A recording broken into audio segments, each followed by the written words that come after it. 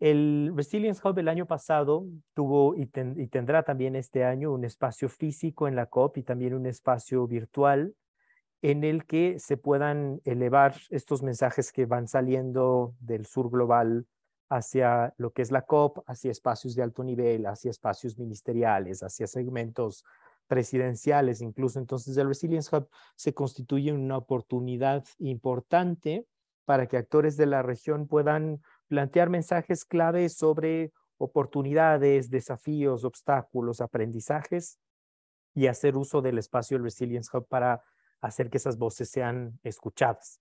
A nivel global, el Resilience Hub se está organizando este año con 4 regiones y eso significa que hay 4 organizaciones que están liderando estos diálogos regionales. Una que está a cargo de todo lo que tiene que ver con la conversación en Asia Norte, otra Asia Sur y Asia Pacífico. Hay una organización que está liderando la conversación en todos los países de África. Y Fundación Avina tiene el reto y la oportunidad de organizar todas estas conversaciones en América Latina y el Caribe. Y es en el marco del Resilience Hub que estamos organizando, así como este evento regional de hoy enfocado en agricultura familiar y cambio climático, 7 eventos a lo largo de estas próximas 2 semanas y todos tienen el objetivo de identificar mensajes clave de América Latina y luego posicionarlos en la COP. Entonces, bienvenidos a todos a la conversación de hoy. Estaremos interactuando más activamente en grupos de trabajo que ustedes vieron en la agenda arrancan en un momento. Entonces, cuando entremos a grupos de trabajo, se va a habilitar para todos también la oportunidad de de abrir micrófono y de poder conversar. Por ahora esto está desactivado para poder evitar interrupciones a los panelistas que se vienen en pronto. Bienvenidos a todos. Gracias, Andrés. Bueno, antes de dar la palabra a Andrea, quisiera pedirles a todos y todas si pueden renombrarse poniendo su nombre, apellido y en lo posible la organización que están representando. Así es una forma también de ir conociéndonos más. Y ahora sí, le doy la palabra a Andrea Castellanos, quien, como estaba mencionando anteriormente, nos va a hacer una breve introducción a los desafíos que el cambio climático trae para los sistemas agroalimentarios de nuestra región.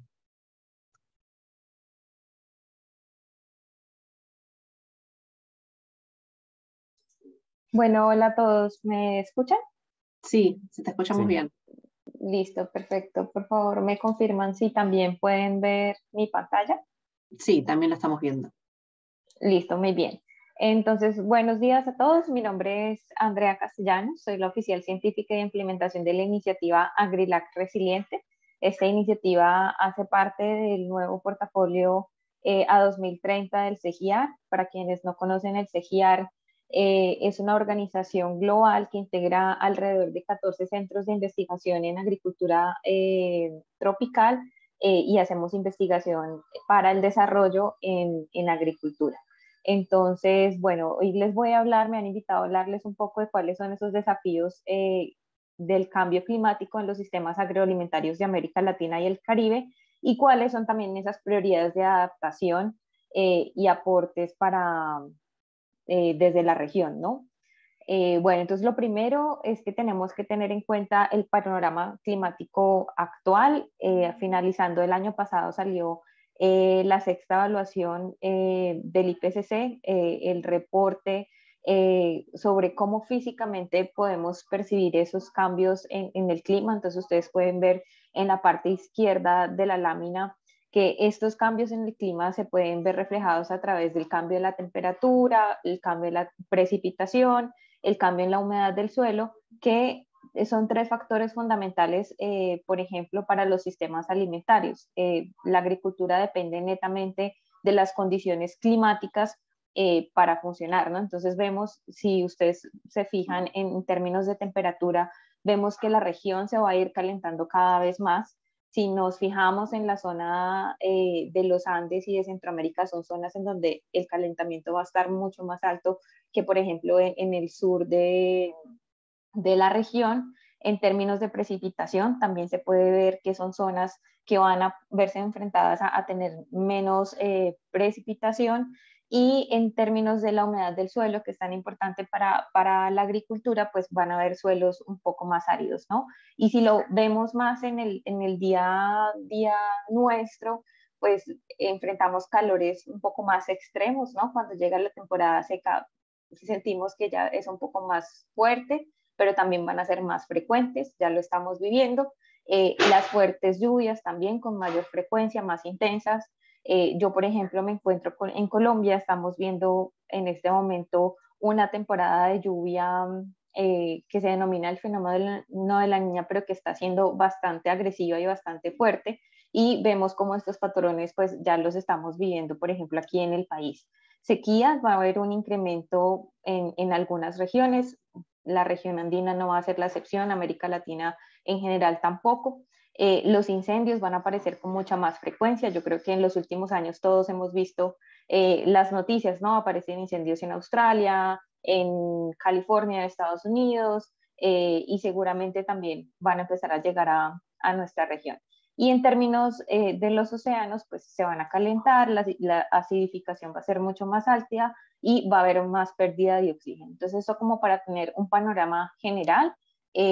La crisis climática es ya, necesitamos actuar ya, y por eso espacios como este es en donde es tan importante la construcción del conocimiento para poder llevar un mensaje y una voz desde la región, que es una región que en términos generales no es una región emisora comparada con otras regiones del mundo, pero que sí vive fuertemente las consecuencias del cambio climático. Por lo tanto, si bien tenemos que prestar atención a esas acciones en términos de reducir las emisiones de gases de efecto invernadero, es muy importante prestar atención a las acciones de adaptación y de resiliencia que nuestras comunidades y nuestros sistemas alimentarios necesitan para irse adaptando en el tiempo.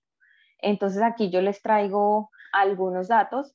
Lo primero es que debemos tener en cuenta que América Latina y el Caribe son cruciales para la sostenibilidad ambiental y la preservación de la biodiversidad a nivel mundial.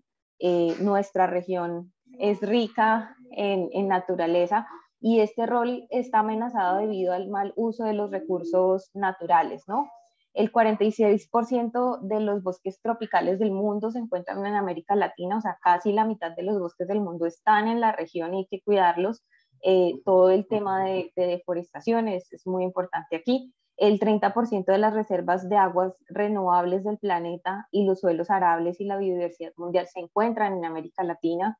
El 31% de los sistemas de cultivo de América Latina se están volviendo menos aptos para los climas cambiantes. Ya uno puede escuchar a los agricultores decir que sus cultivos no están teniendo los mismos rendimientos, que están viendo otras variedades que sembrar porque no se pueden adaptar. Por ejemplo, en Centroamérica están teniendo que ver variedades de frijol y maíz tolerantes a sequía, porque la falta de agua pues ha sido crucial en estos cambios del clima. Alrededor del 69% de las emisiones provienen de cambios del uso de la tierra, y por supuesto aquí pues hay un sector que es el sector ganadero, que tiene una importante participación en esas emisiones.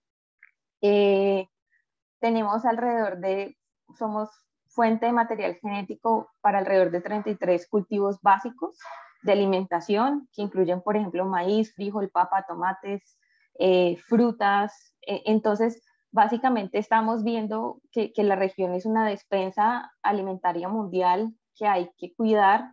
Y además tenemos otros retos, ¿no? Los sistemas agroalimentarios también son fundamentales para el desarrollo socioeconómico, los ingresos, el empleo y el alivio de la pobreza en la región, que son otros factores estructurales que suman o exacerban estas condiciones de cambio de clima que nos ponen en un riesgo el sistema alimentario, ¿no? Entonces, por ejemplo, el sector primario agrícola y las agroindustrias representan alrededor del 10% del PIB en América Latina y el 20% del empleo. Alrededor del 60% de los alimentos son producidos por pequeños agricultores, y, por ejemplo, en especial en Centroamérica, están producidos por mujeres, alrededor del 51%. 22% de la población rural se encuentra en situación de pobreza y 46% de la población rural se encuentra en situación de pobreza extrema. Estos datos principalmente para países como El Salvador, Guatemala, Honduras, Colombia, Perú, que son los países en los que hemos hecho más foco en esta iniciativa. Y también hay todo un tema en torno a los problemas de salud y de la dieta que hay que prestar atención, ¿no?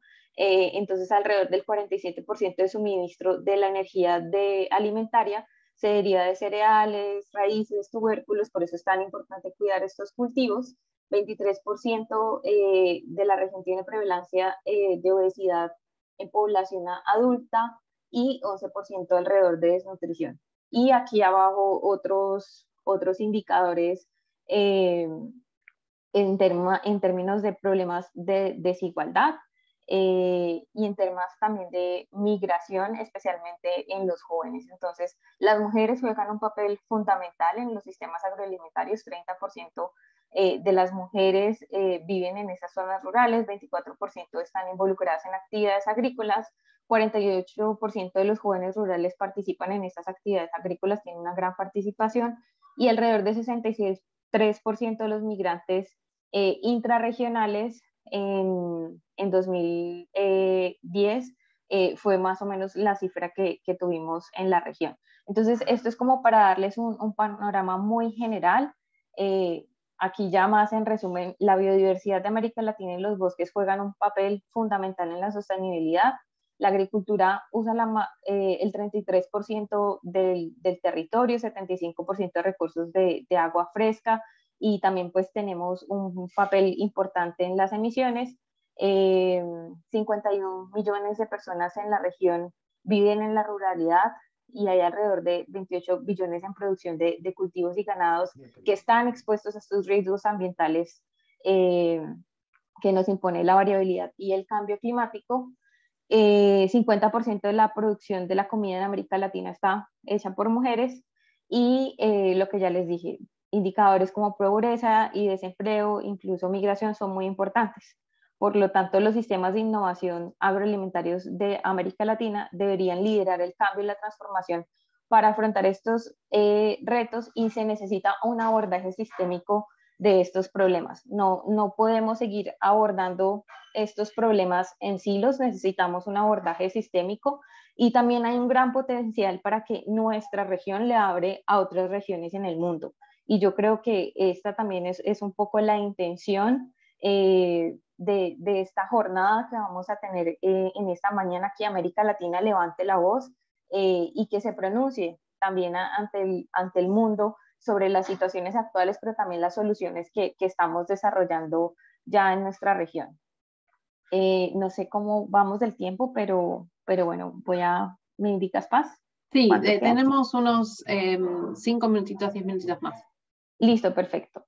Entonces aquí les quería contar algunos ejercicios muy interesantes que se han hecho alrededor también de poder escuchar cuáles son las necesidades de la región y que pueden un poco acotar el ejercicio de hoy. Para la construcción de esta iniciativa AgriLac Resiliente estuvimos realizando diferentes consultas. Esta consulta estuvo muy orientada a ver cuáles eran las necesidades de investigación para el desarrollo en la región de América Latina, muy enfocada en Centroamérica y en los Andes, un poco como los pasos que seguimos. Hicimos, por supuesto, una planeación de la consulta, hicimos una encuesta en línea, después nos vimos con los participantes, tal vez algunos de los que están aquí estuvieron participando de esa consulta, y esto nos permitió tener unos insumos y unos resultados para construir la iniciativa que tenemos hoy. Pero entonces quería mostrarle algunos de los resultados más interesantes y de los temas que uno puede ver.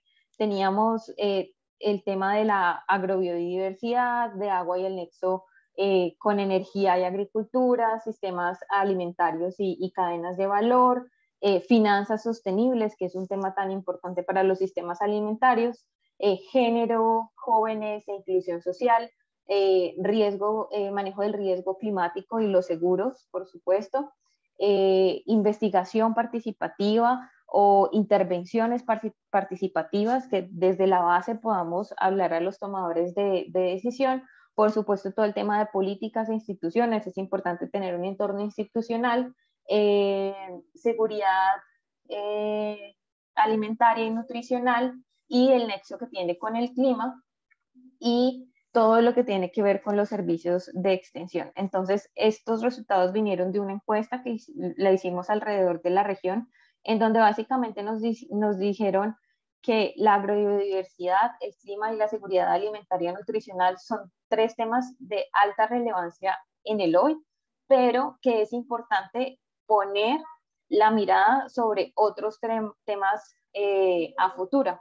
Por ejemplo, algunos temas a futuros muy importantes son el tema del agua con el nexo energético y con la agricultura. Hay una preocupación grande por cómo poder administrar esas fuentes de agua, pero también cómo nos conectamos a la energía para toda la producción agrícola. Y el tema de las finanzas sostenibles, que ya les mencionaba que era muy importante. Necesitamos desbloquear esos mecanismos que hacen que las inversiones lleguen a la región, pero que también esas inversiones a su vez sean desplegadas hacia los agricultores para que puedan invertir en prácticas, en tecnologías, en la reestructuración de sus sistemas para poder hacerlos más resilientes y más sostenibles, y por supuesto mejorar sus medios de vida.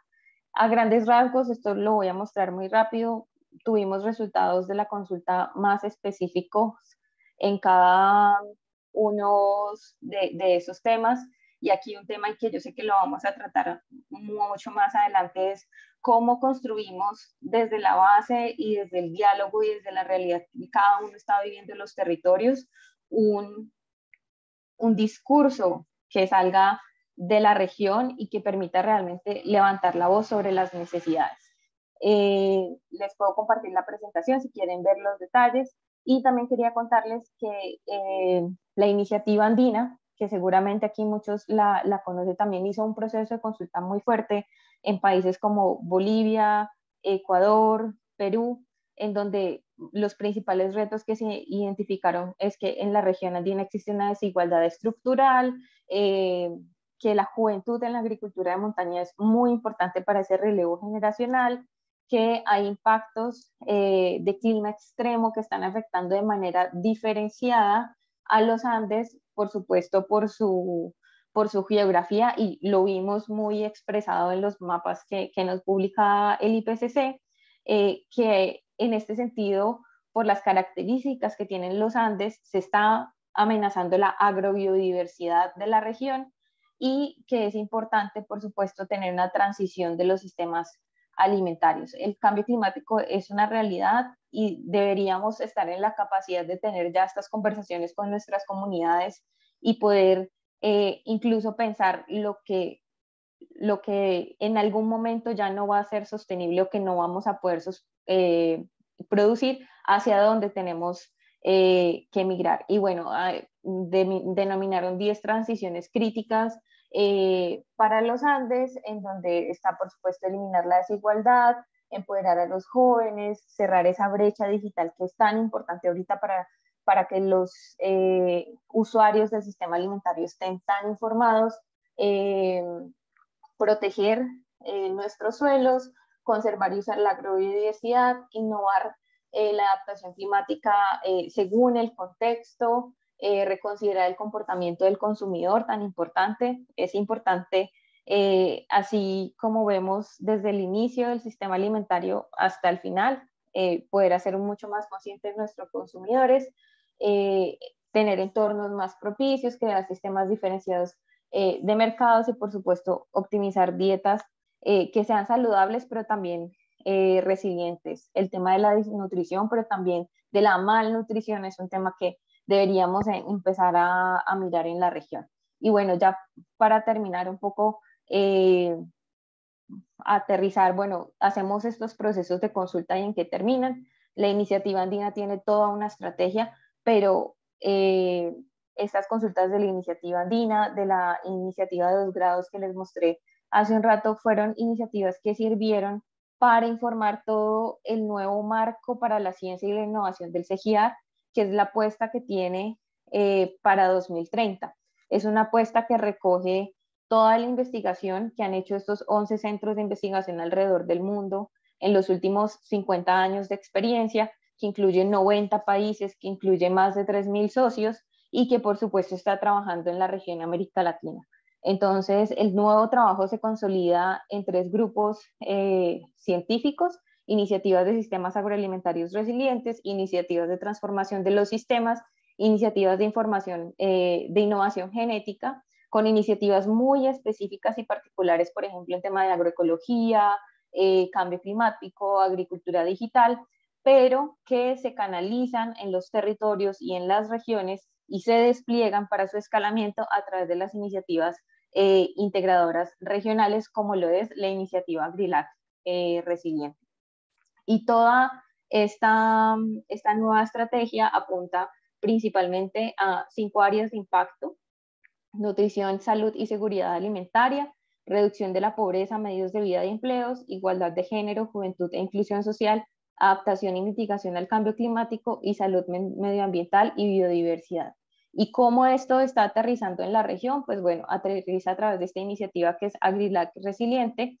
Es una iniciativa, como ya les mencioné, integradora, que tiene un enfoque sistémico, que a través de sus 5 paquetes de trabajo, junto con los socios y actores claves a nivel local en los sistemas de innovación agroalimentarios de la región, quiere codiseñar, adaptar, evaluar, escalar todas esas innovaciones socioecológicas y tecnológicas para satisfacer las necesidades de los sistemas agroalimentarios en la región, para acelerar su transición hacia una resiliencia, una mayor resiliencia, una competitividad y por supuesto un desarrollo pues bajo en emisiones. Entonces tenemos temas de clima y nutrición, agricultura digital, competitividad con bajas emisiones, innovación y escalamiento a través de los InnovaHubs, que van a ser como laboratorios vivos en territorio, y por supuesto un paquete de políticas, inversiones e instituciones basadas en la ciencia que pretende llevar información clave a los tomadores de decisiones a través de todo este proceso iterativo que se hace con los socios locales y a las diferentes escalas. Y por supuesto con una visión de género, juventud e inclusión social a través de todos estos temas. Y para darles una idea, esta es la manera en cómo se van a desplegar estas iniciativas. Por supuesto, estoy segura que ustedes también están haciendo muchas cosas y sería también muy interesante en algún momento poder unirnos con otras iniciativas para trabajar por la resiliencia de la región. Y bueno, pues muchas gracias por el espacio y con esto me quedo. Muchas gracias. Muchas gracias, Andrea, por la presentación sumamente interesante y valiosa, y seguramente va a disparar mucho para la conversación en los grupos. Así que ahora, para seguir con la agenda, quisiera dar la bienvenida a Lenquisa Angulo del proyecto Andes Resilientes, para que nos pueda presentar los resultados del proceso de gestión de conocimiento Encontrar sobre buenas prácticas para la agricultura familiar andina resiliente en Bolivia, Ecuador y Perú.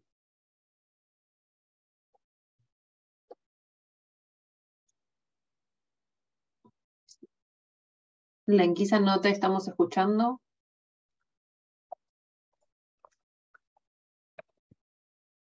Gracias, Paz. ¿Me escuchan? Sí, ahora sí. Muchas gracias.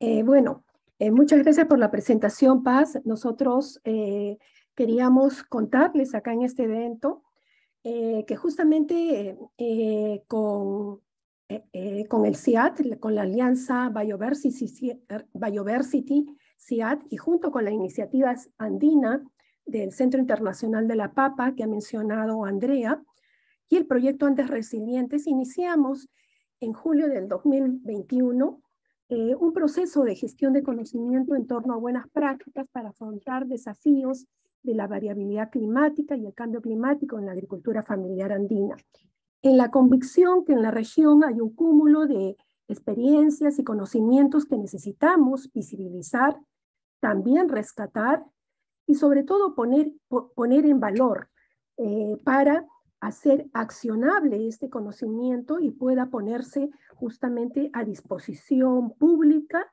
y impulsando su aplicación.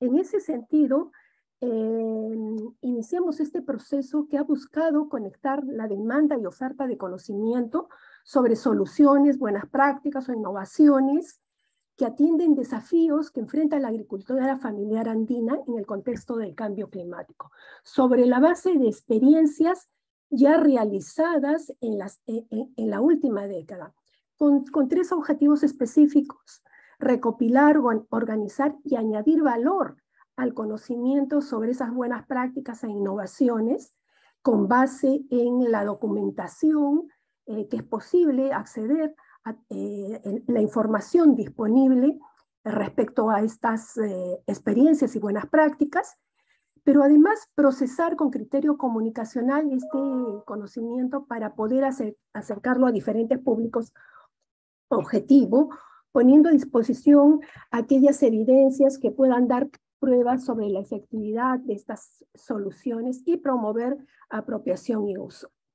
Esta experiencia se ha conducido en 3 países. En su primera fase, que ha concluido hace unos pocos meses atrás, nos hemos concentrado en Bolivia, Ecuador y Perú, y en una segunda etapa también haremos la ampliación de este proceso involucrando a Colombia. El foco es concentrarnos en los países de la región andina. Acá señalamos los tipos de conocimiento a los cuales hemos apuntado en este proceso de gestión de conocimiento. Lo que se han buscado son relevar aquellas experiencias sobre buenas prácticas e innovaciones que tienen como base el conocimiento científico, pero también aquellas que están basadas en estos saberes ancestrales, conocimientos tradicionales, conocimiento empírico local, y aquellas también experiencias y buenas prácticas que hacen una suerte de conjugación de ambos sistemas de conocimiento, combinando el conocimiento empírico local como también el conocimiento técnico científico. Este proceso de gestión de conocimiento ha apuntado hacia 3 áreas temáticas. En primer lugar, la gestión del agua en ecosistemas de montaña.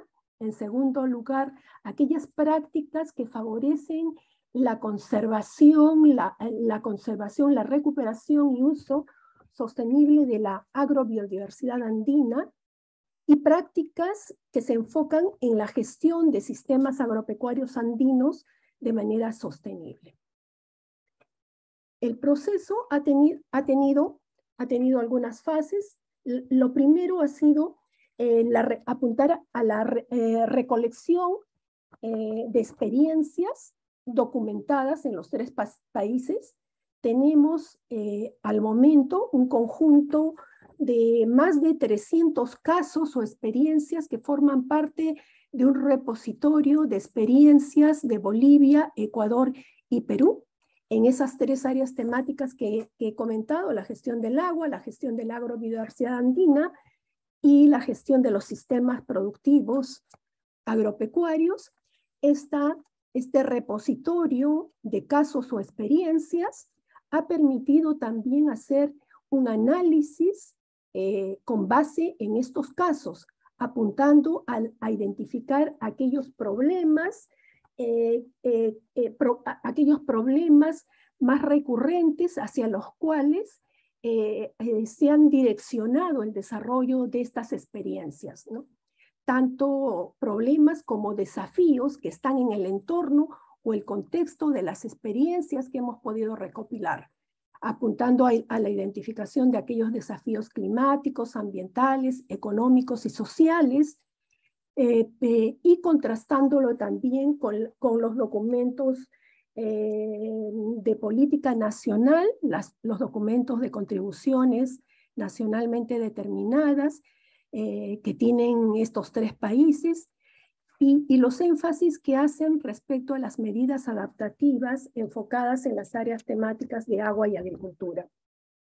Este proceso de análisis sobre la base de más de 300 casos ha permitido no solamente la identificación de estos problemas que son más recurrentes a los que se enfrenta la agricultura familiar andina en contexto de cambio climático, sino también la identificación de alternativas que han sido exploradas por las comunidades, por los actores locales para enfrentar esos desafíos y esos problemas, estableciendo estos vínculos de cómo estas innovaciones experimentadas, puestas a prueba por los actores locales, enfrentan esos desafíos, esos desafíos que aparecen como más significativos dentro de estas experiencias.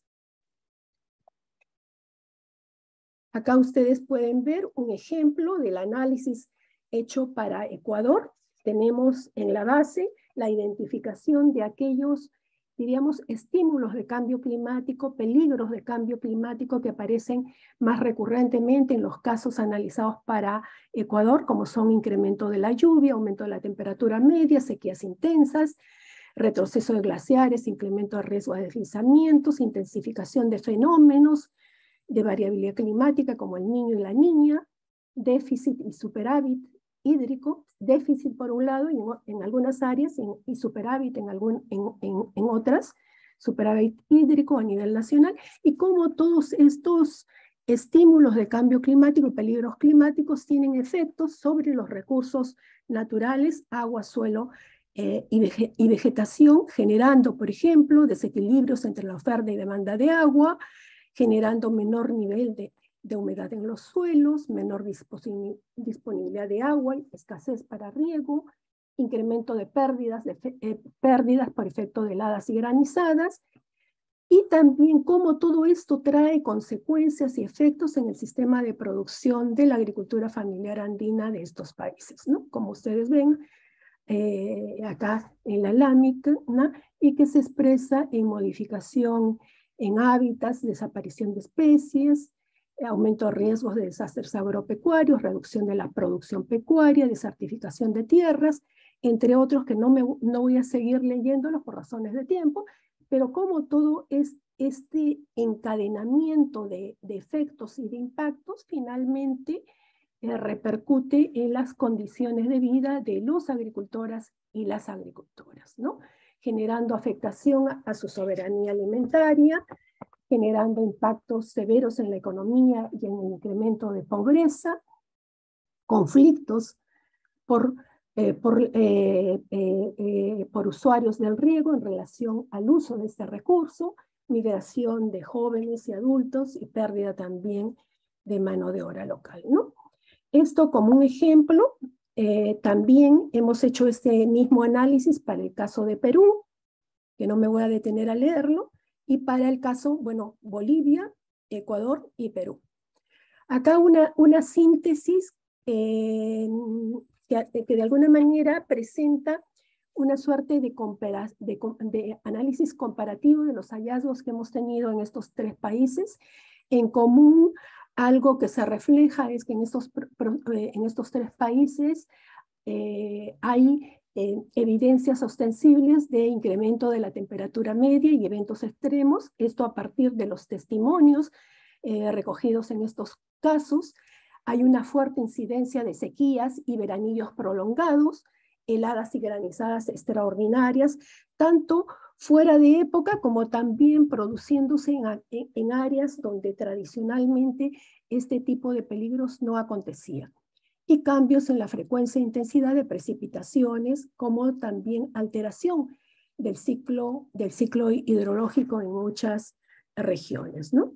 Y todo esto generando un conjunto de efectos sobre los recursos naturales, que ustedes pueden allí observar en la lámina, que aparecen estos denominadores comunes sobre la base del análisis comparativo de los casos analizados en los tres países, y lo que quisiéramos señalar que aparte de este encadenamiento o de efectos e impactos producidos a partir de los estímulos de cambio climático y los peligros climáticos derivados de ello, hay en el entorno local un conjunto de desafíos sociales y económicos que influencian obviamente en los efectos y los impactos que todo esto viene aconteciendo y viene justamente afectando los medios de vida de los sectores campesinos. Finalmente, Lenki, ¿sí? Solo te interrumpo para comentarte que quedan unos 7 minutitos. De acuerdo, muchas gracias. Muchas gracias, Paz. Comentar también que hay 3 problemas claves y que aparecen en común dentro de los casos o experiencias analizadas. En principio, todo el impacto que el cambio climático está teniendo sobre la reducción de la productividad sobre la reducción de la producción y la productividad agrícola. Obviamente, estos impactos no son solamente propios del cambio climático, porque hay una serie de problemas estructurales que anteceden la condición de cambio climático y donde cambio climático aparece como un factor catalizador, un factor intensificador de los problemas que antes han operado dentro de los sistemas agropecuarios de los Andes, ¿no?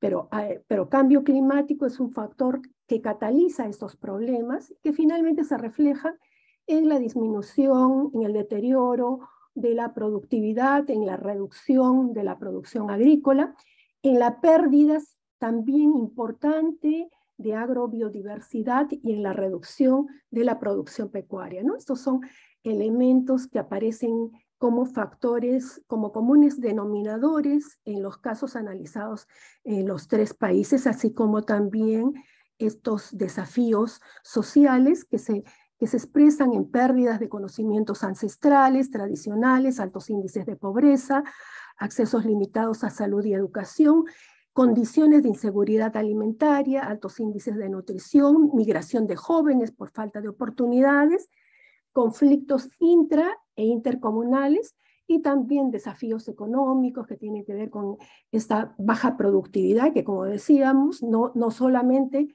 es determinada por las condiciones de cambio climático, sino por factores estructurales previos, bajos ingresos económicos, pérdidas de cosechas y semillas, dificultades para la comercialización, escaso acceso a nuevas tecnologías, ¿no?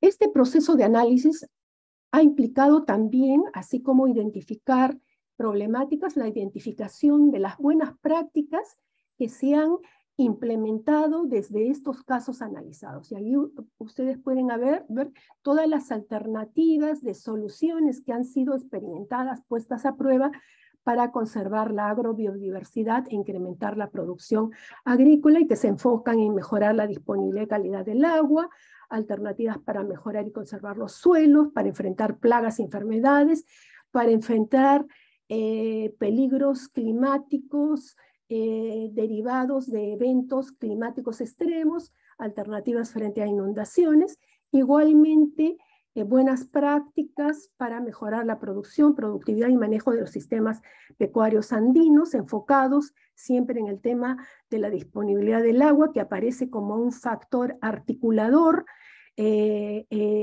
sea por el lado de los problemas, como también un factor articulador en términos de las buenas prácticas impulsadas desde los casos analizados, ¿no? Alternativas para mejorar la alimentación animal como para mejorar su salud. Algo que también ha permitido visibilizar este proceso de gestión de conocimiento es que tenemos que transitar de las buenas prácticas o las medidas individuales hacia soluciones más integrales, ¿no? Lo que se constata es que ninguna solución, ninguna medida es una solución, funciona por sí sola, y que tenemos que conjugar un conjunto de alternativas que combinen aspectos tecnológicos, dimensiones ambientales, dimensiones sociales, dimensiones económicas, y que tenemos que transitar del concepto de buenas prácticas hacia soluciones más integrales. También resaltar que este trabajo ha involucrado un fuerte proceso de consulta a través de diálogos que se han realizado en cada uno de los países y que han involucrado consultas y aportes con especialistas, expertos, actores vinculados a los mismos casos que han sido analizados. El proceso también ha permitido producir documentos técnicos para poner a disposición la información y todo el conocimiento al que se ha añadido valor, documentos técnicos enfocados en estas alternativas de buenas prácticas para incrementar la producción agrícola, conservar la agrobiodiversidad, incrementar la producción pecuaria, pero también se ha apuntado a producir documentos de orientaciones de política para justamente cómo promover sistemas, mecanismos sistemáticos de gestión de conocimiento en torno a la resiliencia de la agricultura familiar. Este esfuerzo que estamos nosotros acá compartiendo es producto de un trabajo apoyado por un proyecto de cooperación, pero cómo avanzamos hacia impulsar sistemas, mecanismos más instituidos de gestión de conocimiento desde el propio sector público a través de las experiencias que también se conducen desde las intervenciones públicas y desde las experiencias que se gestan también autónomamente desde la sociedad civil, ¿no? Cómo avanzamos hacia estos mecanismos ya más instituidos y sistemáticos, tomando en cuenta que el cambio climático nos enfrenta siempre a escenarios inciertos y cambiantes frente a los cuales las prácticas adaptativas buscan experimentar a través de un proceso de prueba y error, y a través de ese marco es importante capturar los aprendizajes, ¿no? Pero de otro lado también cómo a partir del conocimiento que ya tenemos sobre prácticas que han demostrado efectividad, podemos también impulsar procesos de réplica, de escalamiento de esas buenas prácticas, qué mecanismos se pueden habilitar para generar procesos de expansión, cómo se pueden apoyar esfuerzos campesinos, experiencias locales en este sentido. Acá también algunas vistas de muchos de los participantes que han estado involucrados con sus aportes en grupos focales y culmino con algunas reflexiones dadas en compartidas por muchos de los participantes en estos diálogos andinos que hemos impulsado en el marco de este proceso. En principio, resaltar que en nuestra región no hay una agricultura, sino muchas agriculturas, ¿no? Y esto tiene que ver con la enorme diversidad que tenemos ambiental, pero que no solamente es ambiental, ecosistémica, sino también es social, económica, y frente a esa heterogeneidad, obviamente no hay una agricultura, sino muchas agriculturas en el marco de distintos contextos ecosistémicos y sociales, ¿no?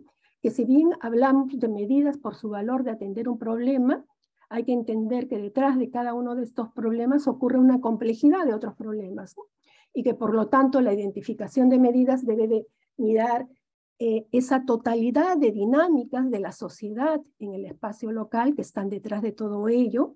De otro lado, que es importante, conociendo que los sistemas de decisión de política pública buscan estandarizar respuestas, hay que considerar que las medidas y las soluciones adaptativas son contextuales.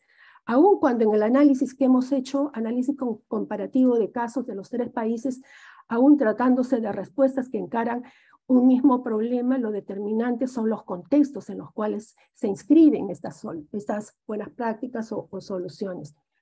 Entonces, hay que reconocer que estas prácticas, las medidas de adaptación, cuando hablamos de medidas de adaptación, no son recetas.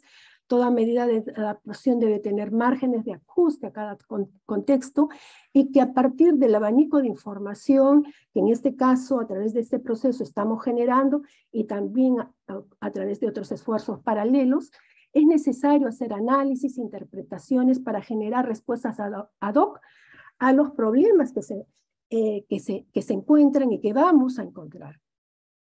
Otro tema también que quisiéramos relevar es la necesidad de mirar las condiciones y capacidades que se requieren con relación a la implementación de medidas. No basta señalar medidas que han mostrado efectividad.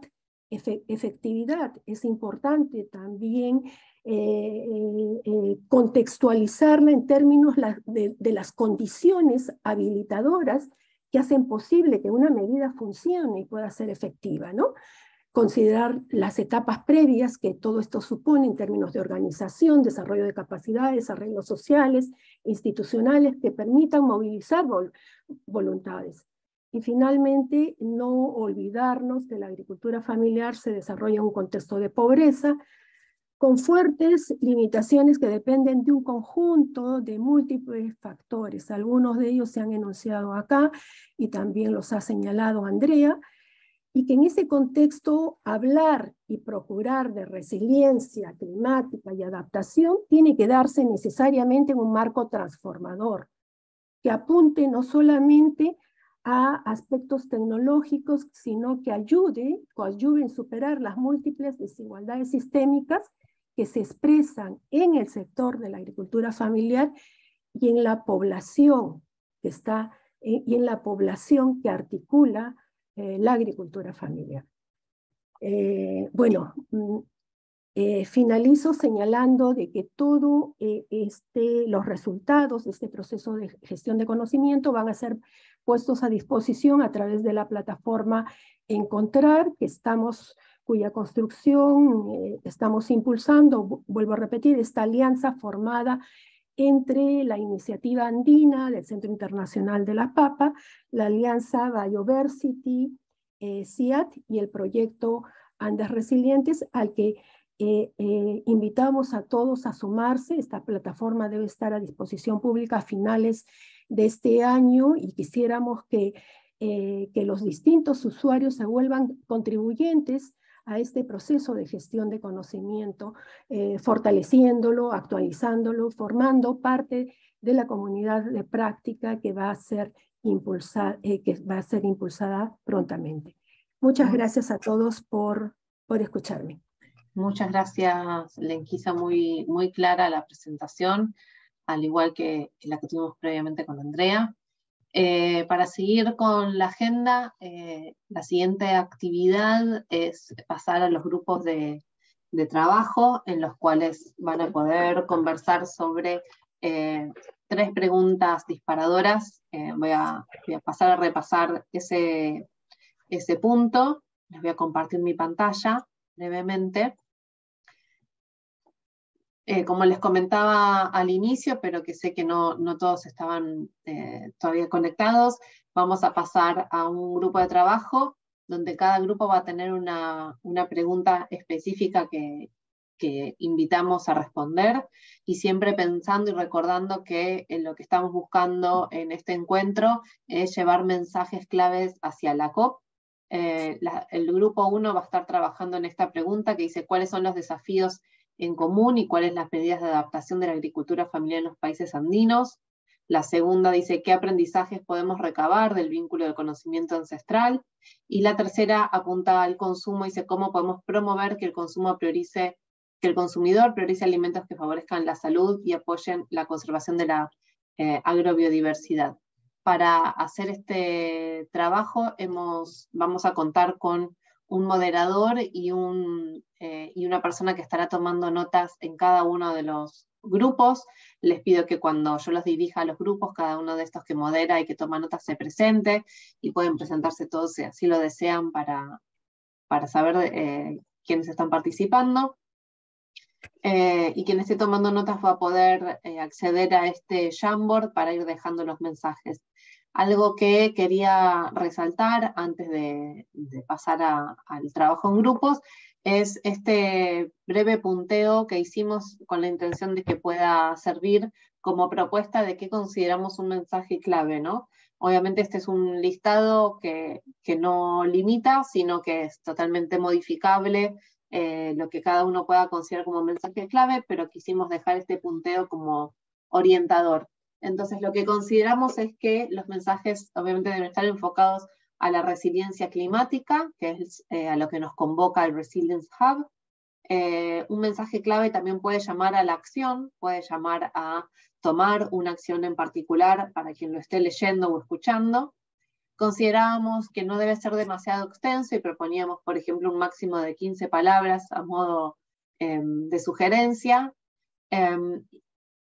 También un mensaje clave puede llevar la visión de América Latina y elevar la voz y prioridades de la región hacia la COP27, y debe ser inclusivo de todas las voces que están siendo atravesadas por la temática que estamos abordando hoy, ¿no?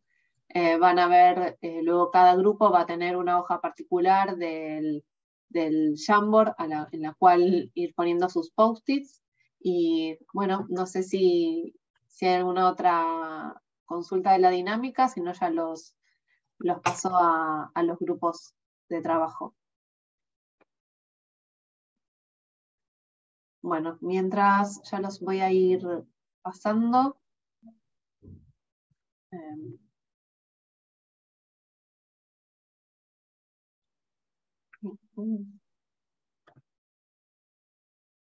Mientras Paz arma los Sí, grupos, yo quisiera compartirles una reflexión. Voy a estar moderando el grupo 1 y creo que las dos presentaciones que hicieron Andrea y después Lenquisa son súper útiles para la conversación, en el contexto en el que Andrea nos habló mucho de cuáles son los problemas y los desafíos que está viviendo la región y especialmente el sector de agricultura familiar con respecto a cambio climático. Y Lenquisa nos dio una sensación de que hay mucho también que aprender de la región para responder a estos desafíos. Entonces, parte de la conversación que vamos a tener en el grupo 1 y que se está planteando en los 3 grupos, de hecho, ustedes habrán visto las preguntas están enfocadas hacia qué es lo que la región puede enseñarle al mundo. Y entonces, el resultado que nosotros queremos llevar desde la organización de este evento al Resilience Hub son lecciones que América Latina le puede dar a otras regiones y que se pueden capitalizar para aprendizaje a nivel global. Entonces, me parece interesante que podamos hacer esa reflexión desde ahí. Les vamos a armar grupos ahora y ustedes van a poder también ya abrir sus micrófonos. Mientras hacemos eso, si es que alguien tiene preguntas, se ha habilitado ahora ya la función de abrir micrófonos. También pueden hacer preguntas si quieren sobre el proceso, clarificar cómo vamos a avanzar mientras vamos armando estos grupos. Voy a compartir ahora para que ustedes puedan ver mi pantalla. Y en la pantalla tenemos el ejercicio en el que vamos a conversar en el grupo hoy. Básicamente, el objetivo del grupo es que podamos, y también les quiero compartir, de hecho, el link a este Jamboard. Déjenme ver.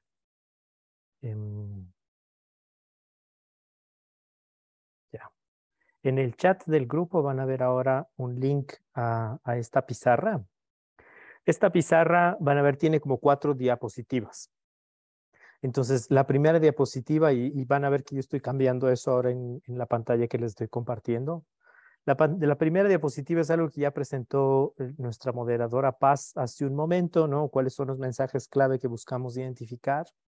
Y de ahí las siguientes 3 son las pantallas que van a estar utilizando los otros grupos. O sea, a nosotros nos compete entrar en esta primera pantalla. Si es que ustedes quieren hacerlo, aquí a la izquierda de la pantalla van a ver que hay algunas herramientas. Entre esas herramientas hay la posibilidad de armar estos como post-its. Entonces, si es que aquí escriben un mensaje, como cualquier mensaje, de una les sale aquí ya el post-it y los vamos poniendo. Entonces, es súper sencillo. Maruja y yo vamos a estar tratando de tomar nota también de las ideas que ustedes nos presentan y ponerla a manera de post-its, pero si ustedes quieren hacerlo, pueden entrar directamente al ejercicio y crear ustedes sus propios post-its. No sé, Maru, creo que mucha gente te conoce, pero tal vez nos podemos presentar. Sí, yo creo que sí, es importante una pequeña ronda de presentación. A ver, ¿les parece? Hagamos una ronda de presentación. Tenemos 40 minutos para conversar entre todos. No hace falta que nos lancemos ahorita. Hagamos una ronda de presentaciones rápida. Yo me presenté hace un rato en el grupo, pero mi nombre es Andrés Mogro, soy parte del equipo del proyecto Andes Resilientes y yo coordino el proyecto en Ecuador. Mucho gusto con todos. Bien, ¿se me escucha? Sí. Sí. Bien, mi nombre es Rigoberto Coico Monroy. Yo soy director general de políticas agrarias del Ministerio de Desarrollo Agrario en el Perú. Y encantado de poder conocerlos y avanzar en esto que Maruja, debo reconocer que es una motivadora excelente en el sector del Ministerio de Desarrollo Agrario, y contamos con un apoyo mutuo. Nos estamos apoyando en poder canalizar un poco y orientar las políticas del sector teniendo en cuenta este tema del cambio climático y las propuestas de solución, ¿no? Gracias.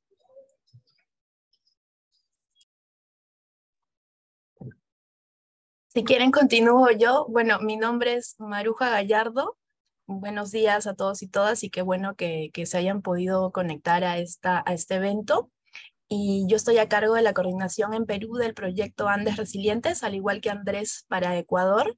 Y bueno, agradezco más bien que estén también parte aquí de mis contrapartes en Perú, que son el Ministerio del Ambiente, el Midagri, como ya lo mencionó Rigoberto, y también FONCODE, ¿no? Entonces, eso de mi parte. Buenos días, mi nombre es Mirela Gallardo, pero no soy prima de Maruja. Yo trabajo en el Instituto de Montaña, es una ONG con muchos años de trabajo en Perú, y estoy aportando en la codirección, y soy ingeniera agrícola. Muchas gracias por la invitación.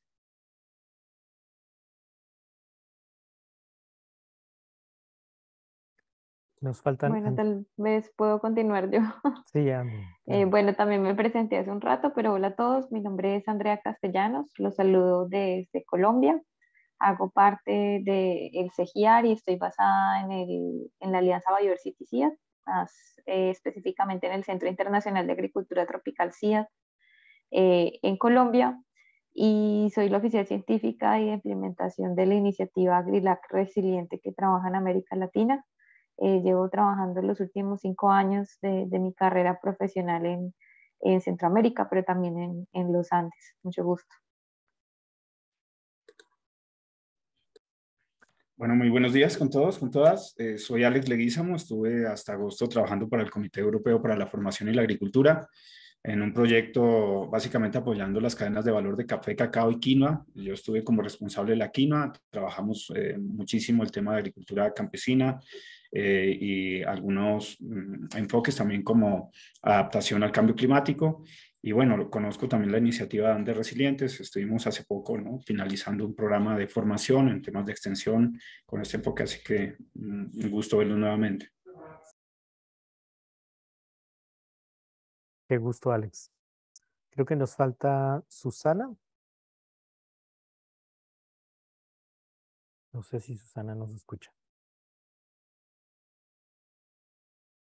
Ya. Creo que se desconectó. Sí. Faltaría Héctor.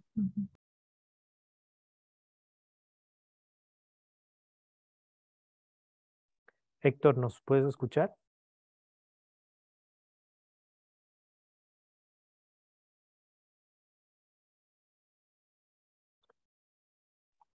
Sigamos, creo. Bueno, sí, creo que estamos.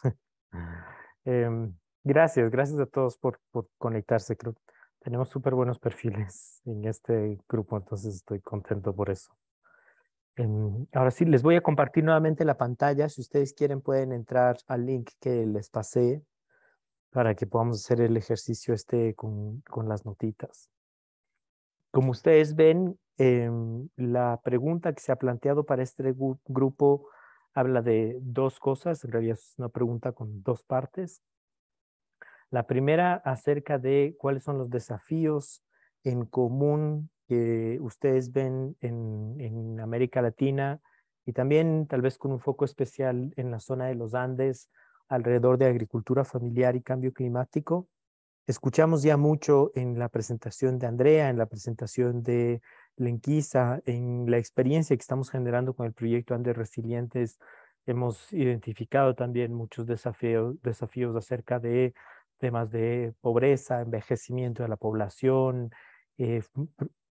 afectaciones con fuentes de agua, pérdidas de páramos, avance de frontera agrícola, aumento de riesgos, desastres agropecuarios, desertificación y más. pero quisiéramos escuchar de ustedes y vamos a tratar de tomar nota, tanto Maru como yo, y si quieren hacerlo, lo pueden hacer también directamente. Yo les recomendaría, cuando creamos las notitas, se puede escoger como el color. Entonces, lo que voy a tratar de hacer es tomar nota de desafíos en un color, tal vez color amarillo. Y la segunda pregunta, que tiene que ver más con cuáles son las respuestas a estos desafíos, la voy a hacer con un color verde para que después eso nos facilite entender y reportar al grupo más grande. No sé si es que hay algún voluntario que nos quiera ayudar a romper el hielo. Si quieres yo, Andrés, Gracias, Andrea. Sí. que puedo hacer, como diríamos en Colombia, un poquito de chancuco con la presentación. Bueno, pues yo les mencioné que pues hay una infinidad de desafíos, ¿no? Pero si tuviéramos, o como para empezar un poco la discusión, yo veo dos desafíos grandes. Un primer desafío en términos de cómo nos adaptamos a la variabilidad climática.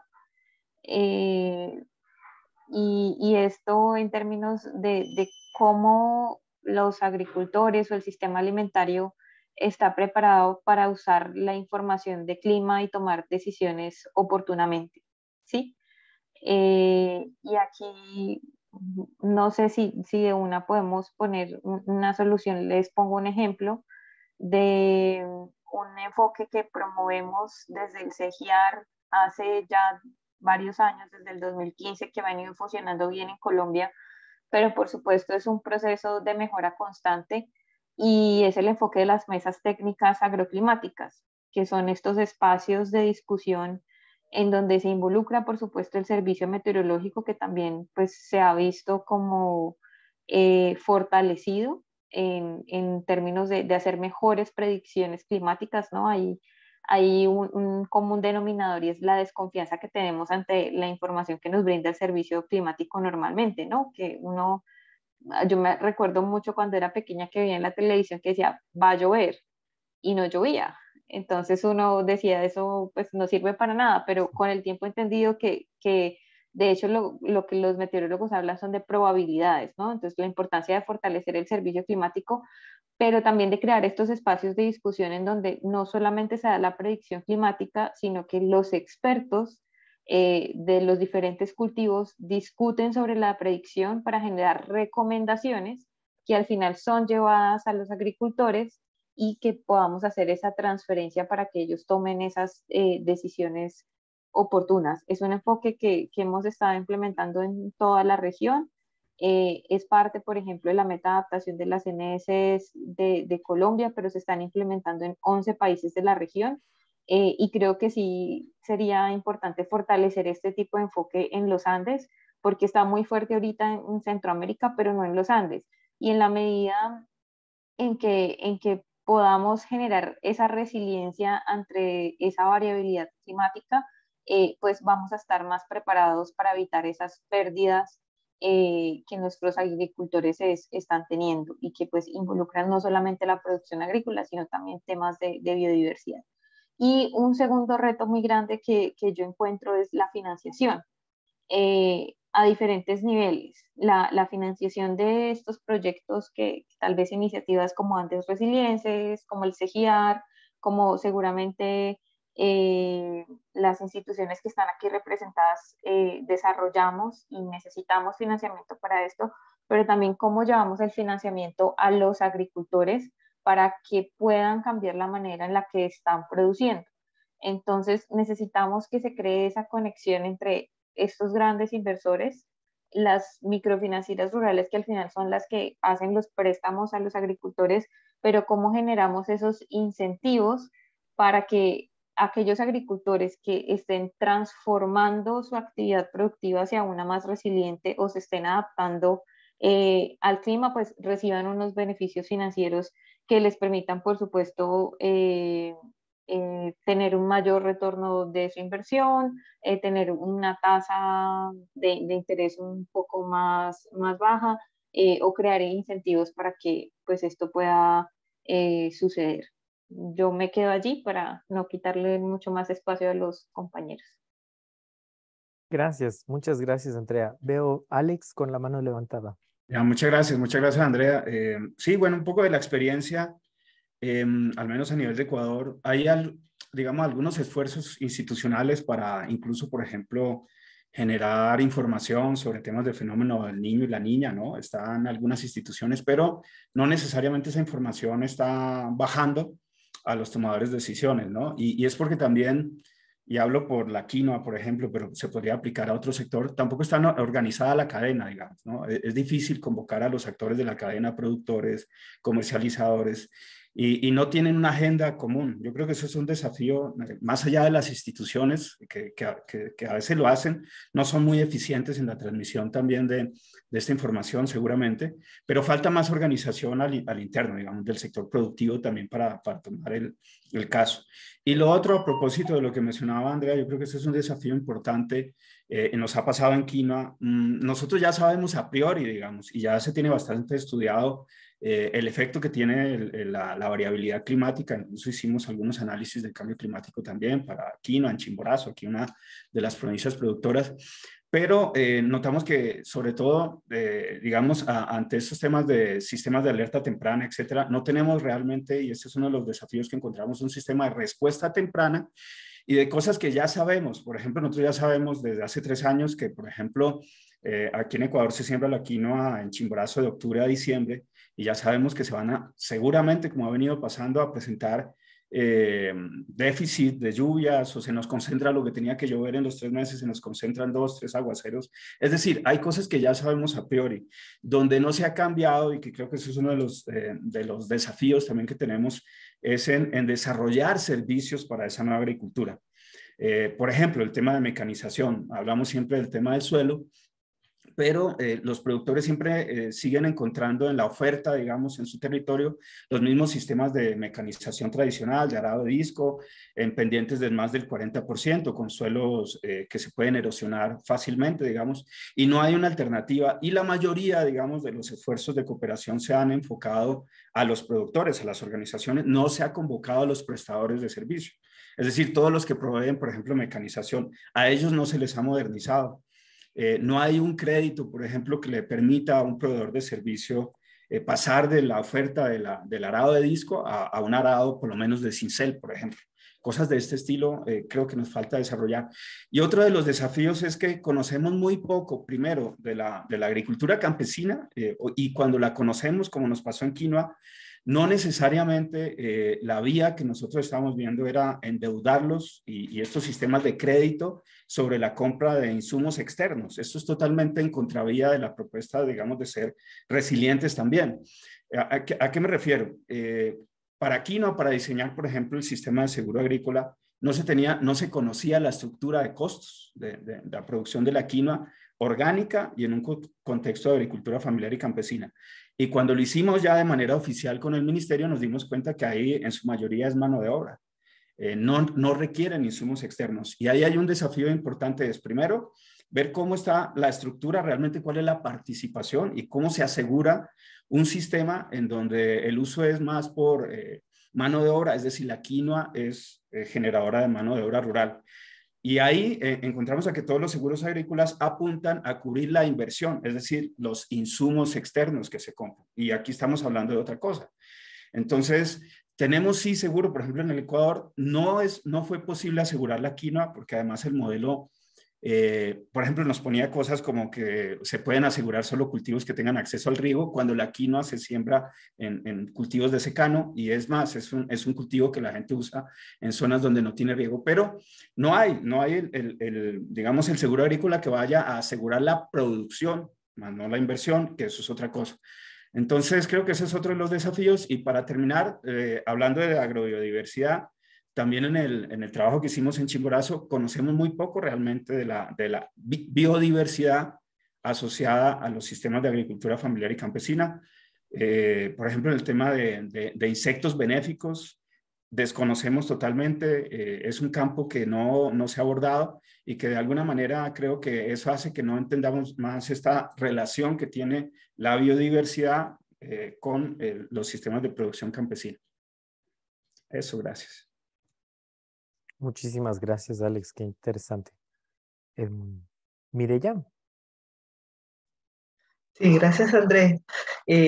Da envidia escuchar a los compañeros de Colombia y de Ecuador, ¿no? Porque en muchos casos, por lo menos en Perú, quiero empezar por esta segunda parte de la pregunta, ¿no? La gente no tiene ni agua, que es agua segura, que es el insumo básico para la producción, ¿no? Digamos, en los Andes, en la agricultura familiar. Como bien decía Lenquisa, hay muchos tipos de agricultura y, bueno, generalmente a nivel nacional los recursos pues se orientan a la gran agricultura. Y bueno, este gobierno ha entrado con otras ganas, pero sí es importante que se concrete, ¿no? No solamente a nivel gubernamental, sino, por ejemplo, el tema de los microcréditos que hemos estado conversando, o de los seguros. O sea, si acá hay un seguro, es el del Ministerio de Agricultura y es de poca cobertura, pero digamos, la empresa privada muchas veces no llega a los Andes, ¿no? Entonces, como medida de adaptación, me parece que el tema de asegurar el agua para la producción, ya sea, digamos, por medios de políticas públicas o de inversión privada, a nivel de préstamos, microfinanzas, porque ya se sabe que da, ¿no? Que paga, pero sí nos falta, digamos, en medidas yo pondría como, qué sé yo, proponer o acelerar o promover medios de financiamiento para la provisión de agua en los predios, ¿no? Porque es el insumo clave para la producción y muchas veces no existe, ¿no? Entonces lo pondría eso como tarjetita verde al lado de acá, a la derecha. Y, y bueno, eso como principal. Ya hemos visto que hay heladas cuando en sitios y en tiempos donde no son, y hay mucho que resolver, digamos, en términos de variabilidad climática, pero sin agua, pues prácticamente no hay producción. Y desafíos en común, bueno, hay que ir encontrando, pero sí vemos que hay niveles y niveles, ¿no? De atención del campo de la agricultura familiar. Entonces, yo dejo, digamos, me quedo con la medida, y desafíos en común quizás, no sé, encontrar políticas que atiendan políticas para la inversión pública y privada en las zonas de los Andes, ¿no? De repente por ahí. Hasta ahí. Gracias. Gracias, muchas gracias, Mireya. Vamos a revisar después grabaciones para poder tener todos los insumos que nos están dando, porque es muy útil y estamos tratando de tomar nota como mejor podemos. Si es que ven alguna idea que se nos está faltando, siéntanse Sí, libres Andrés, de entrar. Sí, no Rigoberto. sé si me permites. Mira, Por supuesto. yo he escuchado atentamente todo lo que ponen y sí, estoy de acuerdo. Pero quiero, digamos, relevar algo que es importante, ¿no? Yo creo que un desafío en común que tenemos todos los países sudamericanos es que podamos aterrizar lo que se está trabajando hoy día en este taller para que los agricultores pequeños puedan utilizar estas herramientas. Y en algo muy concreto, he participado de varios talleres donde el nivel de exposición que hacen los técnicos no llega a ser comprendido por los pequeños agricultores familiares. Los códigos son diferentes. Hablamos para un público que no nos entiende o nos trata de entender. Entonces, creo que parte de un desafío en común es poder hacer más simple la comunicación a nivel técnico para que ellos puedan no solamente entender, digamos, cuál sería la idea, sino poder utilizar las herramientas que hoy día la tecnología está dando a través de poder, digamos, visionar el cambio climático y qué acciones se pueden adaptar, qué situación se debe adaptar desde la pequeña agricultura. La agricultura, digamos, empresarial o aquella que tiene extensas extensiones de terreno, invierte en este tema de poder proyectar o prospectar el clima o las adversidades de sol, de aire, perdón, de agua, etc. Pero el pequeño agricultor no. Él tiene sus usos ancestrales, Aquí en Perú, por ejemplo, cuando va a haber granizada, es un estímulo que revienten cohetes hacia el cielo. No tiene ninguna conocimiento científico, pero es así. Algunos gobiernos locales hacen incluso adquisiciones de estos cohetes para que cuando haya granizado, revientan los cohetes en el cielo. Pero esta es una sensación. Ahora, ¿cómo le damos una sensación de que, digamos, están haciendo acciones para mitigar la helada que podría quemar sus cultivos? Pero no resuelve el problema. O sea, ¿cómo logramos en un proceso que los pequeños agricultores puedan entender o puedan, en todo caso, escuchar el mismo lenguaje y poder adaptarlo a su modo de vida, ¿no? Respetando, por supuesto, sus costumbres ancestrales, pero yo he notado en varios talleres que he participado que los códigos son diferentes, ¿no? ¿Cómo logramos resolver eso? Ahí una gran pregunta, ¿no? Y en cuanto a las medidas de adaptación de cambios climáticos para la agricultura familiar, bueno, se están desarrollando. Lo primero, creo que cada uno de los gobiernos se interesen en estos temas. Los tomadores de decisiones, todo es un proceso evolutivo hasta que puedan tomar. Yo recuerdo que antes de la pandemia, en nuestro país, a nivel del Congreso, nadie hablaba sobre seguridad alimentaria. Era un tema que estaba denostado, ¿no? El Ejecutivo hacía sus esfuerzos, pero a nivel del Congreso no era un tema de agenda, no era un tema prioritario. Fue a raíz de la pandemia donde se tomaron decisiones en el gobierno peruano a nivel del Congreso para poder sentar las bases de lo que es una seguridad alimentaria y nutricional, y ahí se dio una ley de seguridad alimentaria y nutricional que estuvo en debate 12 años en el Congreso peruano.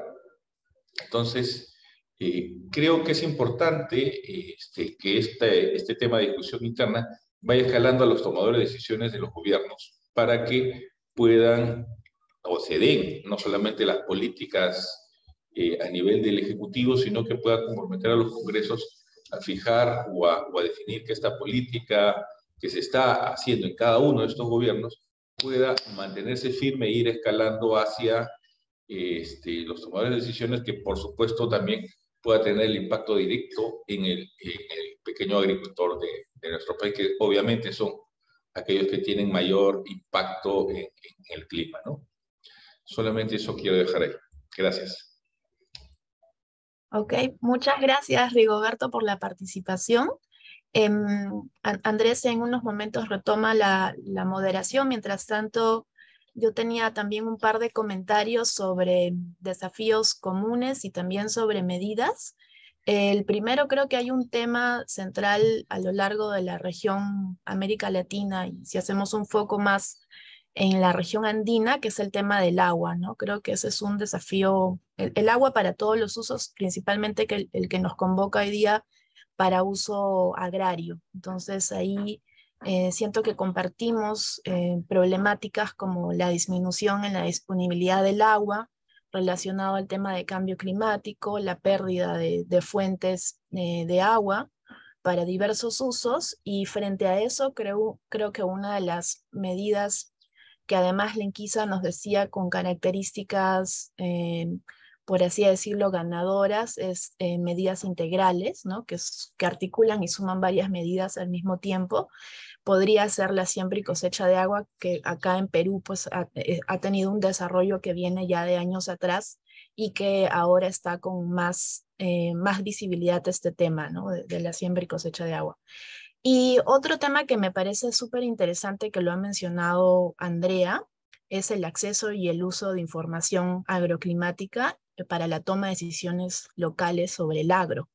Y ahí, y Rigoberto, tú bien lo sabes porque de hecho el Midagri a través de tu dirección lo promueve, es el equivalente a las mesas técnicas agroclimáticas de Colombia. En Perú pues son las plataformas de gestión agroclimática, las PGAs, que es justo este mismo sentido, ¿no? De que se pueda tener acceso y uso de información del clima que viene desde el CENAMI, que es el Servicio Nacional de Meteorología e Hidrología, aquí en Perú, pero combinado también con los conocimientos y con la información del sector agrario, ¿no? A través del Midagri.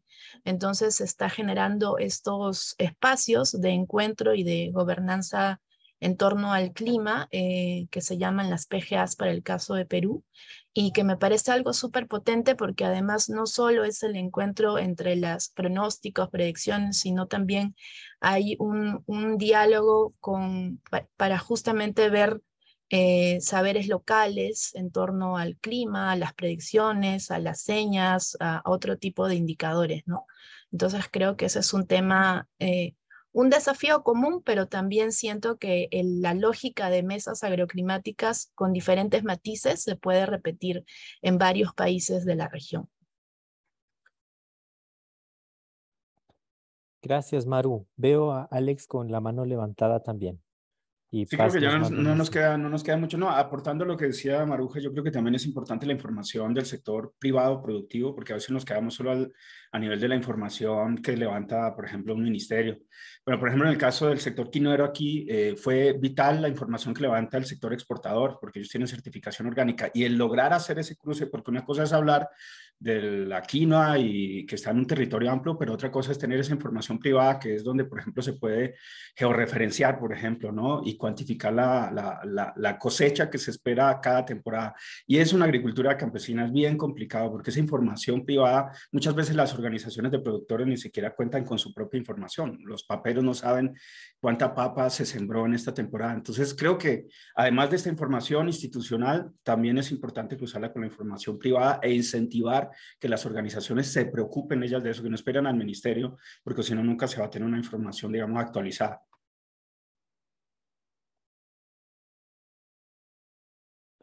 Gracias, muchas gracias, Alex. No sé si es que alguien más quiere aprovechar también el tiempo y acotar algo más. Creo que estamos en este grupo solo con Alex, Mireya y Rigoberto ya.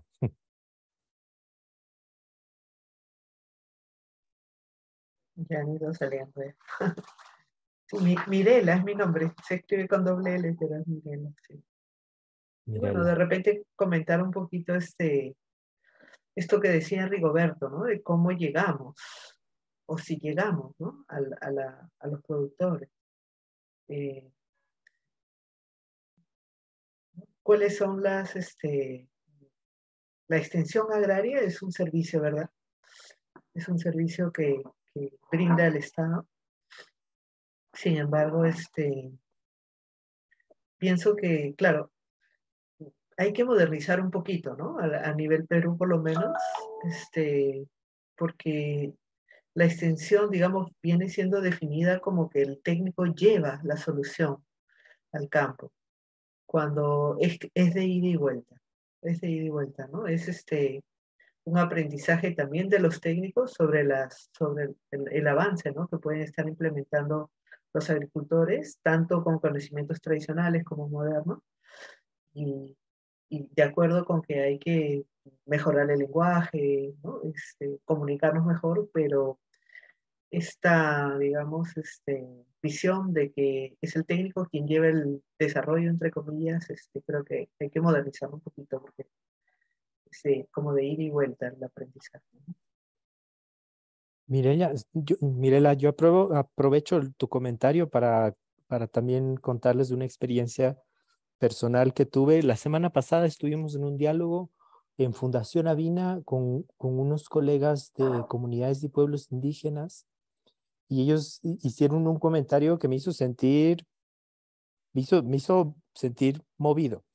Lo que dijeron es que cuando hacemos justo esa comunicación unidireccional que tú dices, que llega el experto y el experto te dice así es y estas son las prácticas y usted tiene este problema y este problema se resuelve de las siguientes cosas, estamos replicando prácticas colonizadoras. Y fue una reflexión fuerte para mí. O sea, yo pensaba, bueno, sí, somos expertos en X o Y cosa todos, pero también sentirnos como expertos y faltar o desvalorizar la cultura o los conocimientos o las prácticas locales nos va a hacer replicar esos ejercicios colonizadores. Y y pensar en América Latina como colonizándonos entre nosotros mismos cuando ya pasamos por algo súper fuerte así, me generó una reflexión la semana pasada.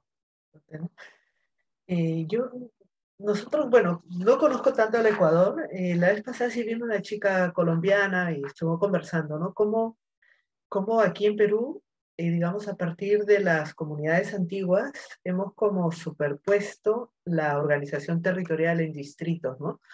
Entonces pasa, por ejemplo, aquí en Yauyos, que un distrito, el de Miraflores, por decirte, tiene también una comunidad campesina de Miraflores. Entonces tienes como doble autoridad en el mismo territorio, o a veces las comunidades son de 2 distritos o más, ¿no? Entonces, no sé cómo estará la problemática en el Ecuador o en Colombia. Me contaba la chica que en Colombia como que es esa parte, ¿no? La comunidad maneja su ámbito y tiene sus recursos, y en cambio acá hay como una doble autoridad para el mismo territorio. Entonces, por lo menos en Perú lo veo aquí como un reto. Me parece que en otros países como los de ustedes ya es distinta, ¿no? Es distinto el manejo del cual también podríamos ir aprendiendo y mejorando. Sí, de acuerdo. Creo que ya estamos cerrando, ¿no? Salió un mensaje de pocos segundos. Muchas gracias más bien a Sí, todos por en 20 compartir. segundos regresamos. Gracias a todos. Sé que también algunas personas tuvieron que irse en algún momento de la jornada, así que por eso somos un poquito menos que al inicio, pero espero que todos hayan podido dejar sus mensajes y sus ideas. Estuve yendo de un grupo al otro un poquito y revisando el Jamboard y vi que hay muchos aportes muy interesantes, así que me alegro un montón, espero que hayan disfrutado de la actividad. Y según la agenda, lo que nos queda ahora es compartir brevemente lo conversado en cada uno de los grupos, y luego pasar a las palabras de cierre. Y algo que no estaba en agenda, pero que me gustaría tomarme unos 30 segundos para hacer, es compartirle algunos de los tantos dibujos que me fue enviando Ham y Eugenia, que son maravillosos, y me gustaría, aunque sea, compartirles algunas imágenes en algún momento, y luego obviamente les llegarán más. Así que si les parece, empezamos compartiendo lo conversado con el grupo 1. No sé, Andrés, si serás vos la persona que nos cuente. Sí, gracias, Paz, y muchas gracias a los colegas que nos acompañaron en el grupo 1. La conversación fue muy rica. Tratamos de tomar notas en el Jamboard y diferenciamos entre la primera pregunta, que habla un poco más de desafíos, y la segunda, que habla un poco más de respuestas ante esos mismos desafíos, en 2 diferentes colores de post-its.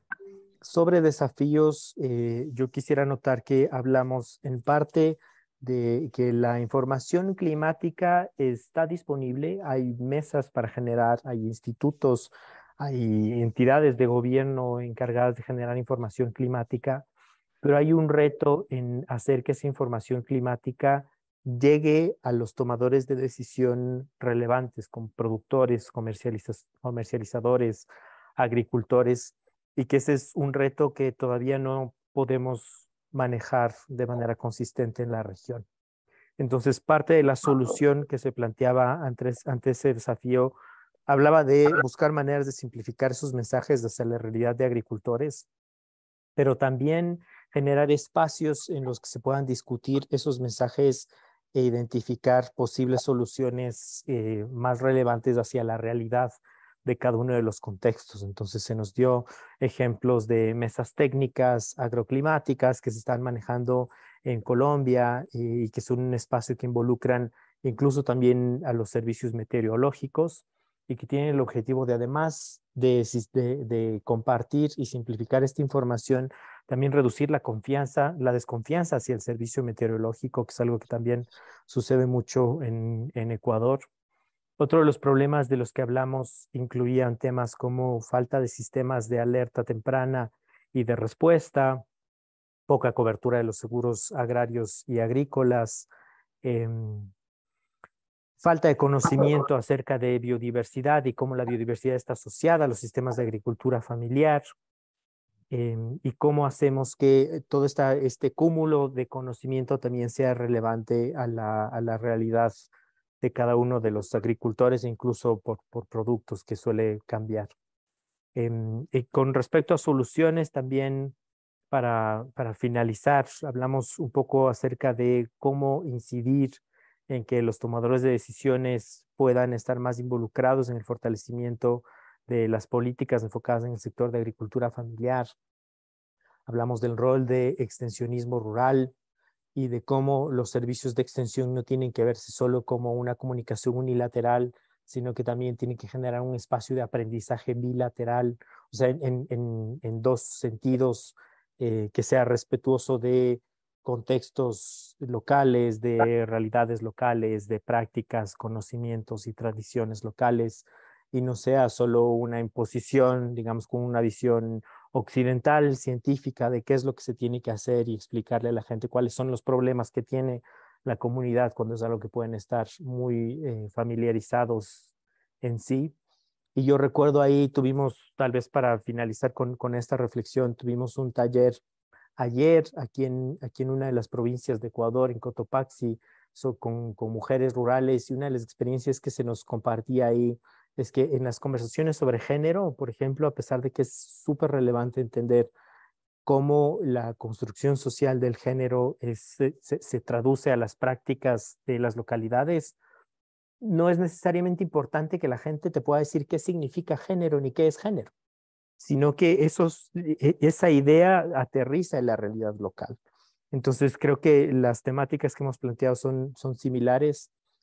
Y cierro con una problemática adicional también que me llamó mucho la atención.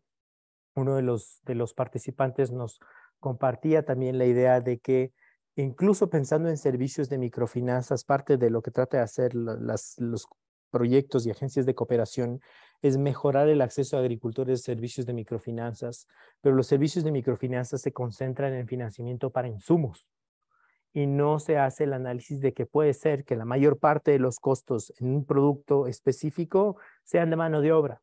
Y entonces el acceso o la mejoría de acceso hacia servicios de microfinanzas resulta irrelevante cuando no se puede financiar con esos créditos temas como mano de obra, por ejemplo. Y con eso cierro con los mensajes principales del grupo. Sé que deben ser incompletos porque nos tomamos un buen tiempo en esa discusión. Y si es que alguien del grupo quisiera complementar, también son bienvenidos de alzar su manito.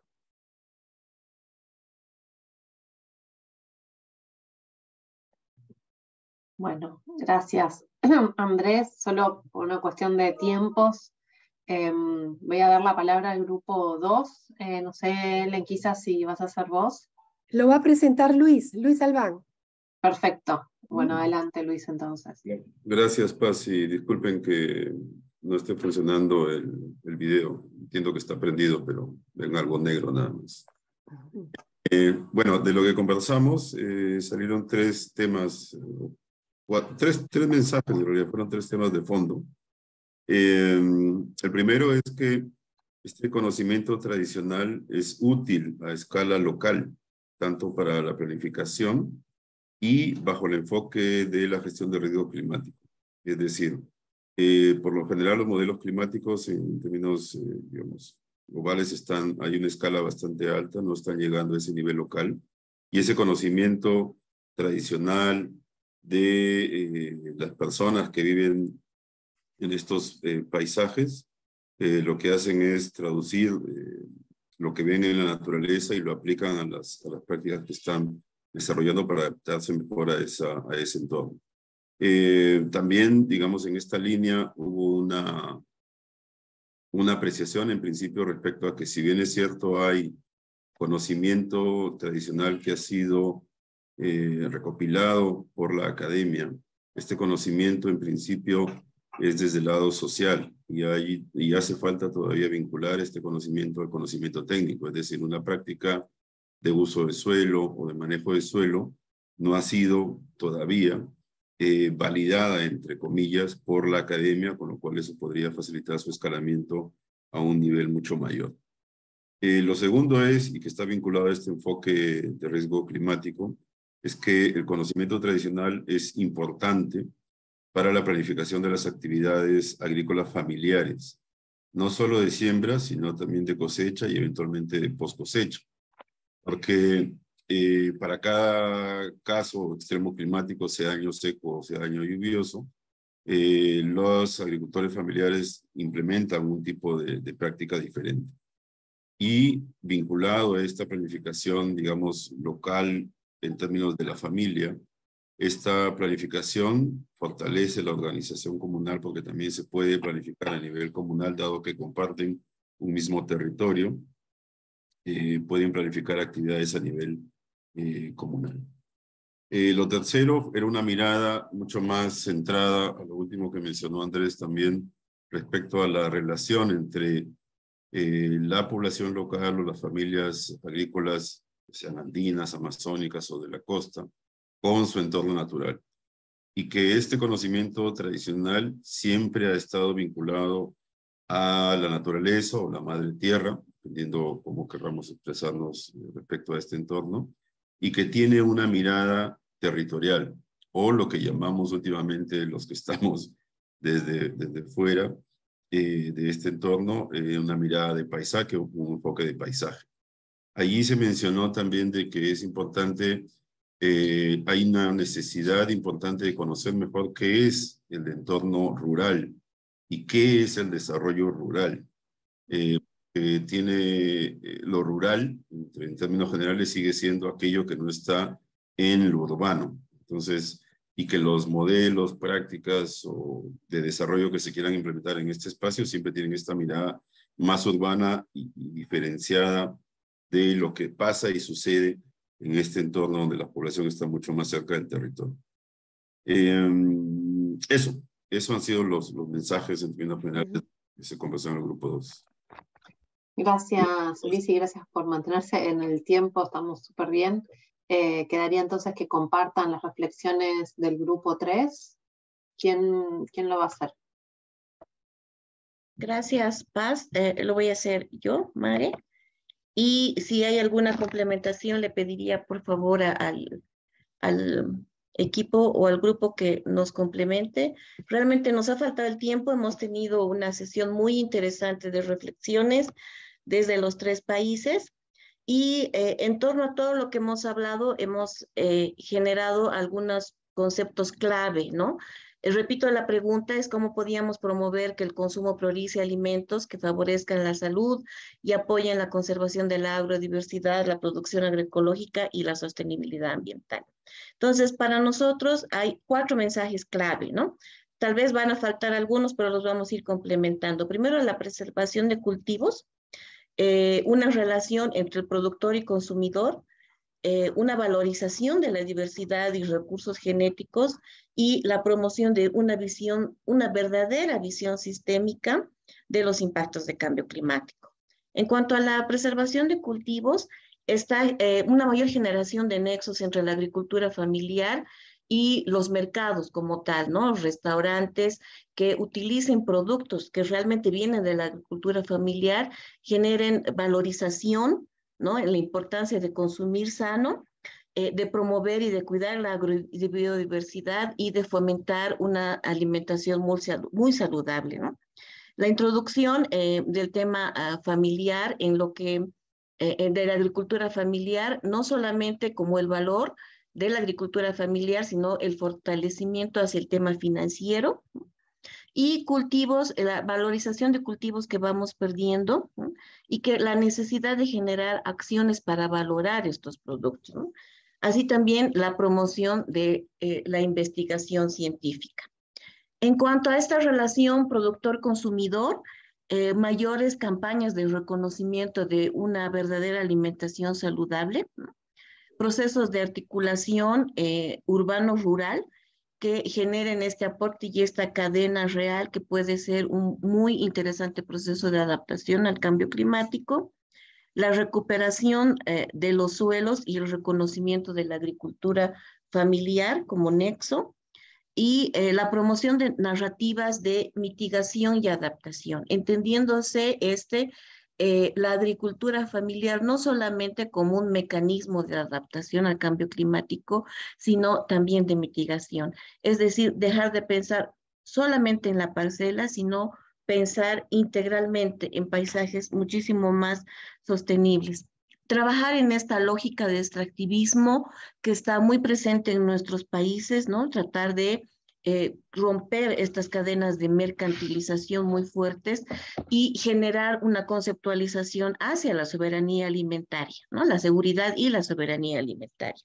En cuanto a la diversidad de recursos genéticos, generar mayor conciencia de la capacidad de la agrobiodiversidad que tienen nuestros países y meterlas en el sistema del contexto alimentario como tal, que permitan, por ejemplo, una mayor concientización, ¿no? Nos comentaba Germán Jarro de Agricol, estas visitas, generar visitas de intercambio a las parcelas, productor, consumidor, donde el consumidor realmente adquiere conciencia de dónde está viniendo la alimentación.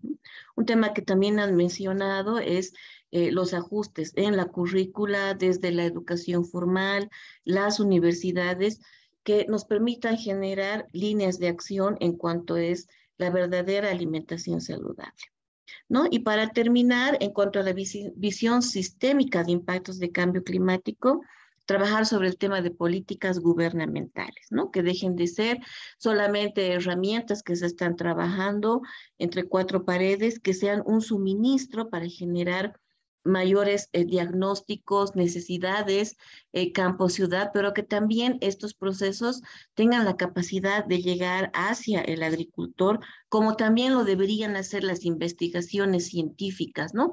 ¿En qué medida tenemos esa capacidad de que estas investigaciones y resultados lleguen a la mano del agricultor como tal? Y para terminar, disminuir la brecha de género, ¿no? La brecha de género dentro de esta visión sistémica, ya que se considera que las agricultoras, tal vez una de las más importantes, para promover estos mercados de consumo saludables, para generar mayor conservación de la agrobiodiversidad y para generar mayores procesos de sostenibilidad ambiental. Si alguien del grupo quiere complementar, eso es de mi parte, Paz. Gracias, Mare. Bueno, estamos cerrando, quizás a lo sumo cerraremos 2 minutos tarde, pero estamos súper bien. Ahora le voy a pedir a Andrés que nos dé las palabras de cierre y que cuente principalmente cómo sigue este proceso, cómo sigue o sea, para qué les estamos pidiendo todos estos mensajes y cómo van a ser presentados en la COP. Y mientras él da estas palabras, me gustaría ir compartiéndoles algunos de los dibujos que estuvo realizando Ham, que me parecen muy reflexivos, y luego tendremos también los aportes de la cosecha visual que está haciendo Héctor, pero eso se los podremos compartir recién cuando terminemos todo el proceso de conversatorios. Sí, bueno, los dejo con Andrés y ahora les comparto las imágenes. Gracias, Paz. Sí, como les comentamos en un inicio, Ham nos ha estado acompañando y haciendo algunas caricaturas con base a nuestras conversaciones. Yo les voy a dejar un segundo para leer esta. Qué buena. Les comparto que cerrando este diálogo, este es el primero de 7 diálogos regionales que estamos organizando en el contexto del Resilience Hub. Todos estos diálogos están teniendo este tipo de cosecha visual sobre mensajes clave que tiene que además finalizarse con los mensajes que hemos estado recabando de cada uno de los grupos. Y queremos comentarles que el objetivo de organizar todos estos diálogos a nivel del Resilience Hub de Fundación Avina es poder plantear productos comunicacionales que nos ayuden a posicionar estos aprendizajes y mensajes clave de América Latina en el Resilience Hub. Entre esos productos se plantearán realizar videos, infografías, caricaturas como esta, y estamos pensando en hacer una especie de compilación de todos estos mensajes en lo que algunos comunicadores de nuestro lado llaman una revista, pero que todavía no tiene una definición, un título definitivo. Y comentarles que todo esto se va a subir a la página del Resilience Hub y se va a poder visualizar ahí. Entonces, una vez que lo tengamos, debe ser hacia la segunda mitad de octubre, van a poder ver todos los mensajes de este diálogo en esos formatos en la página del Resilience Hub, y esto también se va a replicar en las páginas de Fundación Avina y lo vamos a poder también posicionar de manera presencial durante la COP. Entonces, ese va a ser el mercado final. Ahora que estoy leyendo las palabras mercado en las caricaturas, ese va a ser el mercado final de estos mensajes. Y la audiencia de esos mensajes es una audiencia global. Estamos esperando, de hecho, los mensajes tienen que plantearse no solo en español, sino también en inglés. Y tienen que llegar a espacios como los espacios ministeriales que se plantean en la COP. Ustedes saben que las COP suelen también tener un segmento en donde van presidentes, en donde van ministros, en donde van diferentes organizaciones públicas, privadas, agencias y más. Y ese va a ser el espacio en el que vamos a posicionar los mensajes que nos han ayudado a identificar hoy. Entonces, eso es lo que les puedo contar sobre los siguientes mensajes. Y gracias, Paz, también por compartirnos estas imágenes, me parecen buenísimas. Gracias, Andrés. Bueno, hay muchas más, ya se las voy a hacer llegar luego. No sé si antes de cerrar, alguien quiere hacer alguna reflexión, algún comentario.